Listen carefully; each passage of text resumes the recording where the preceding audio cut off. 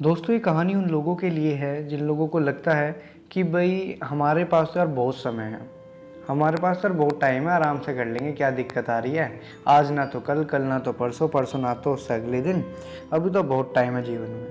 ये कहानी उन लोगों के लिए है जो अभी समय की कीमत नहीं समझ पा रहे। शायद ये बात आप लोग को बुरी लग रही होगी कि यार मैं आपके बारे में जजमेंट दे रहा हूँ कि आपको समय की कीमत नहीं है, आपको ये बात, आपको वो बात है, शायद बुरी लग रही हो।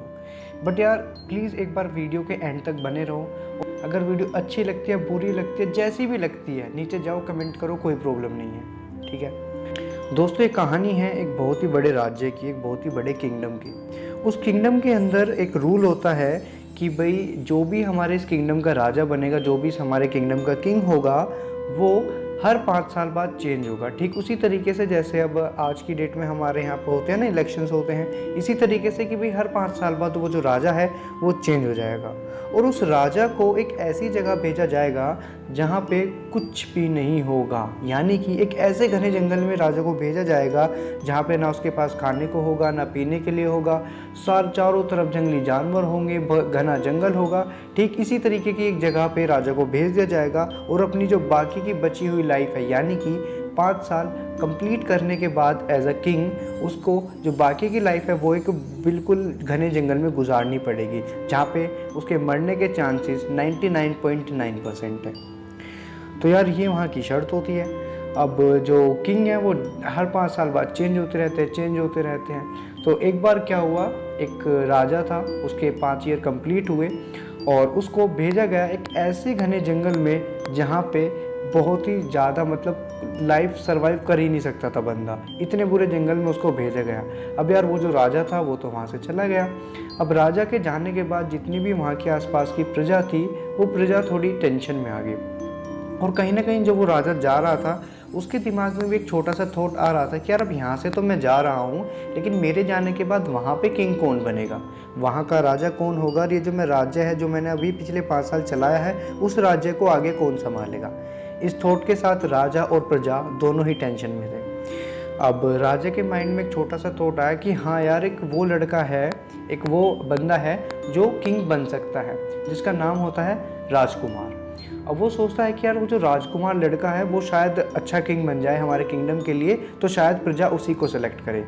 अब प्रजा के माइंड में भी यही आंसर आया कि भाई चलो राजकुमार जो है उसी को किंग बना देते हैं, उसी को अपने राजा बनाते हैं। अब यार जो प्रजा थी वो उसके पास गई, राजकुमार के पास गई। अब उन्होंने जैसे ही उसे ये ऑफ़र किया कि यार आप हमारे किंग बन जाओ, आप हमारे राजा बन जाओ, तो उसने राजकुमार ने तुरंत ही वो ऑफ़र ठुकरा दिया कि नहीं, मुझे राजा नहीं बनना। फिर जितनी भी प्रजा थी, जितने भी लोग थे उनके आसपास, उन्होंने उन्हें कन्विंस करने की ट्राई की कि प्लीज़ आप बहुत ही ज़्यादा बुद्धिमान हो, आप बहुत ही ज़्यादा चालाक हो, आपसे अच्छे डिसीजन शायद हमारे किंगडम के लिए कोई और ले ही नहीं सकता, आप प्लीज़ हमारे राजा बन जाओ। साथ ही साथ जब वो इन्हें कन्विंस कर रहे थे, उन्होंने एक चीज़ और भी बताई कि हमारे किंगडम का एक रूल है, जो कि राजकुमार आपको पता ही है, कि हम हर 5 साल बाद एक नए राजा को लाते हैं, और फिर उस 5 साल के बाद जो वो राजा होता है, जो हमारे यहाँ से जाने वाला होता है, उसे हम एक ऐसे घने जंगल में भेज देते हैं जहाँ पे जाके उसे अपनी बाकी की लाइफ सरवाइव करनी है। ये सब बातें सुनने के बाद, इतनी ज़्यादा कन्विंस करवाने के बाद, जो राजकुमार होता है वो सोचता है कि चलो ठीक है, अगर आपकी ऐसी मर्ज़ी है तो मैं किंग बनने के लिए तैयार हूँ। अब राजकुमार ने डिसाइड कर लिया था। अब थोड़े दिन बाद राजकुमार जो था उसका राज्य अभिषेक हुआ और उसको किंग बना दिया गया। अब जो किंग के सारे काम होते हैं उनको राजकुमार जो था वो बहुत ही चालाकी से, बहुत ही बेहतरीन तरीके से अपनी जो सारे डिसीजंस थे, जितनी भी प्रजा के लिए अच्छी बातें होती थी, उन सभी को वो बहुत ही अच्छे से कर रहा था। साथ ही साथ वो अपनी छोटी मोटी सेविंग्स को भी कर रहा था। अब एक दिन ऐसे राजा बैठा हुआ था, तो राजा के मन में थॉट आया कि अगले 5 साल बाद ये मुझे कहाँ पे भेज देंगे, एक जंगल में भेज देंगे, तो यार कैसे करें। सो उसने क्या करा, उसने बड़ी ही चालाकी से एक डिसीज़न लिया। उसने अपने लोग बुलाए, जो उसके लोग थे, और उनसे बोला कि वो कौन सा जंगल है जहाँ पे आप मुझे आज से ठीक 5 साल बाद भेज दोगे। तो जितने भी वहाँ के लोग थे वो कहने लगे कि हाँ ठीक है, वो जंगल यहाँ से तकरीबन 100 मील दूर है, कि 100 मील दूर वो जंगल है, वहाँ पे जाके हम आपको छोड़ देंगे, और वहाँ पे जाने का जो रास्ता है वो भी समुद्र की तरफ से है। कि अच्छा ठीक। तो राजा ने अपने लोगों से बोला कि ठीक है, अब आप लोग मुझे उस घने जंगल में लेकर चलो, मैं वहाँ पे जाके देखना चाहता हूँ कि वो आखिरकार जो जंगल है वो कैसा है। अब राजा जो था वो उस घने जंगल में गया। वहाँ घने जंगल में जाने के बाद उसने देखा कि वहाँ पे बहुत सारे राजाओं की डेड बॉडी, बहुत सारे राजाओं के कंकाल वहाँ पे पड़े हुए थे। उन सबको उसने देखा। साथ ही साथ उसने देखा कि जंगल जो था वो बहुत ही ज़्यादा घना था और इतने ज़्यादा जंगली जानवर थे कि जब वो वहाँ पे उस जंगल को देखने गया तब भी उस पर 2 जंगली जानवरों ने अटैक कर दिया था। अब ये सब चीज़ों को देखने के बाद राजा वापस अपने राज्य में आया, अपनी जगह पे आया और वहाँ पे आने के बाद उसने डिसीजन लिया कि मैं अब उस जगह को एकदम कम्प्लीटली चेंज कर दूंगा। उसने पहले ही साल जितने भी उस जंगल में जंगली पेड़ पौधे थे उन सभी को वहाँ से कटवा दिया। दूसरी साल उसने जितने भी जंगली जानवर उस जंगल में मौजूद थे जिनसे राजा को उसकी जान के लिए खतरा था, उसने उन सभी जानवरों को भी वहाँ से हटवा दिया।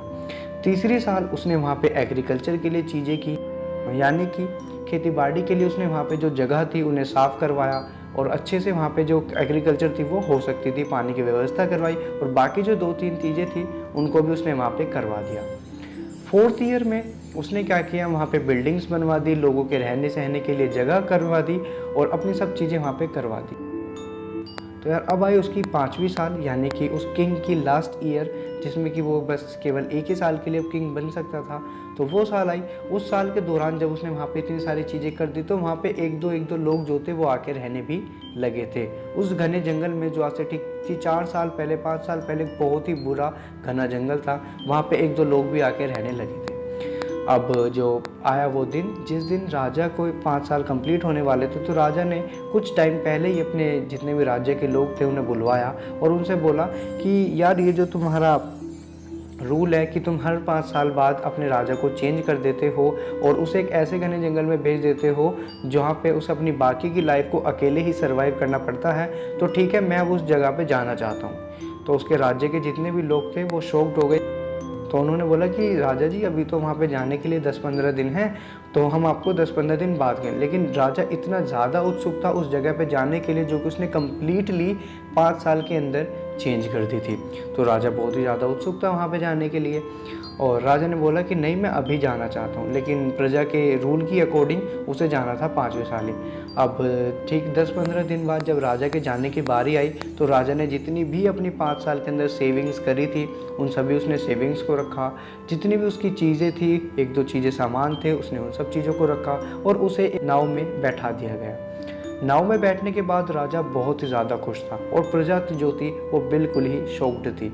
शॉक्ड इसलिए क्योंकि वो पिछले कई सालों से देखते आ रहे थे कि जिस भी राजा को हम 5 साल बाद हटाते हैं उसकी आंखों में आंसू होते हैं। वो प्रजा के को कन्विंस करने के लिए ट्राई करता है कि प्लीज़ ये जो आपका रूल है इस रूल को चेंज कर दो, ये रूल अच्छा नहीं है। उसकी आंखों में आंसू होते हैं, वो नहीं जाना चाहता ऐसे घने जंगल में। लेकिन राजा बहुत ही खुश था। अब राजा की ऐसी खुशी देखने के बाद प्रजा ने राजा से पूछा कि महाराज आप इतने खुश क्यों? तो राजा ने बोला उनसे, शायद ये आप लोगों ने पहले भी सुनी होगी बात, कि जब हम लोग इस दुनिया में आते हैं तब हम रोते हैं और जो बाकी लोग हैं वो हंसते हैं, लेकिन मैं चाहता हूँ कि जब मैं इस दुनिया से जाऊँ तो बाकी सब लोग रोएं और मैं यहाँ से हंसता हंसता हुआ चला जाऊँ। इसीलिए मैंने सिर्फ अपने फ्यूचर पे वर्क किया। मैंने बाकियों के राजाओं की तरह, जो पहले के राजा थे वो लोग क्या करते थे, वो अपनी डेली रूटीन में, डेली चीज़ों में, डिलीशियस चीज़ों में इतना खो जाते थे कि वो भूल जाते थे कि आज से 5 साल बाद उन्हें रहना कहाँ है। मुझे पता था कि मेरा जो फ्यूचर है वो कहाँ होने वाला है, इसलिए मैंने सिर्फ और सिर्फ अपने फ्यूचर पे काम किया। मैंने बाकी चीज़ों पे टाइम वेस्ट नहीं किया, मैंने सिर्फ और सिर्फ अपने फ्यूचर को देखा और इसीलिए यही रीज़न है कि मैं आज बहुत ही ज़्यादा खुश हूँ। दोस्तों यूँ तो ये एक काल्पनिक कहानी थी, लेकिन इस काल्पनिक कहानी से भी हमें बहुत ही महत्वपूर्ण चीज़ सीखने को मिलती है और वो ये है कि हमें ना यार अपनी लाइफ में कभी भी अपने टाइम को वेस्ट नहीं करना चाहिए। आई नो ये बात जो है ये आपसे ऑलरेडी आपने कई जगह सुनी होगी, काफ़ी जगह देखी होगी, लेकिन यार इस चीज़ पे अगर आप अभी भी अमल नहीं करते तो यार ये कहीं ना कहीं आप ही की गलती है। आई नो मैं कौन होता हूँ आपको जज करने वाला, लेकिन फिर भी यार कहीं ना कहीं आप इस चीज़ के बारे में ज़रूर एक बार सोचो।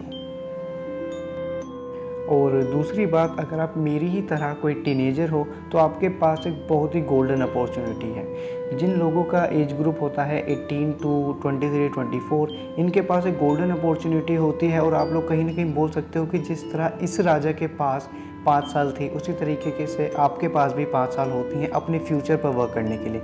लेकिन हम लोग क्या करते हैं, नहीं, हमें 5 साल यूटिलाइज थोड़ी करने हैं, हमें तो बातें करनी है, हमें तो पबजी खेलना है, हमें तो एंटरटेनमेंट सोर्सेज देखने हैं, हमें तो चैटिंग करनी है। इन सब चीज़ों की एंटरटेनमेंट सोर्स के अंदर, इस सब चीज़ों के जाल के अंदर अपने आप को डाल के हम लोग इस तरीके से इस कदर इस सोसाइटी के अंदर फंस जाते हैं कि बाद में जिस तरीके से मैंने आप लोगों से बताया कि लास्ट में जब 5 साल कंप्लीट हो जाते थे तो राजा इस जगह को छोड़ के जाते हुए रोता था, ठीक इसी तरीके से कहीं ना कहीं इन 5 साल को जाने के बाद आप भी अपने फ्यूचर में किसी न किसी गरीबी में, किसी न किसी जॉब में कहीं ना कहीं फ्रस्ट्रेटेड होके किसी न किसी लाइफ पार्टनर के साथ कहीं ना कहीं अपने आप को क्रिटिसाइज़ करोगे, अपने आप को बोलोगे कि काश मैंने उस टाइम पे यार मेहनत करी हुई होती। लेकिन यार ये जो वर्ड है ना, काश, ये सही में यार बहुत बुरा है, सही में बहुत बुरा है। सो प्लीज़, मैं नहीं चाहता कि आप भी अपनी लाइफ में जाने के बाद, अपनी लाइफ के उस टाइम पीरियड, गोल्डन टाइम को वेस्ट करने के बाद आप भी किसी के सामने बैठ के ये बोलो कि काश मैंने ये किया होता, काश मैंने किया होता। मैं नहीं चाहता कि आपकी लाइफ में ये वर्ड आज के बाद दोबारा सुनने को मिले। आज की इस कहानी में इतना ही रखते हैं। आशा करता हूँ आप लोग को ये कहानी बहुत ही अच्छी लगी होगी। अब मैं आशीष शर्मा आप लोगों से इजाज़त चाहूँगा। एक बार फिर किसी ऐसी ही काल्पनिक कहानी के साथ आप लोगों से मुलाकात होगी। तब तक के लिए घर रहिए, मस्त रहिए, तंदुरुस्त रहिए।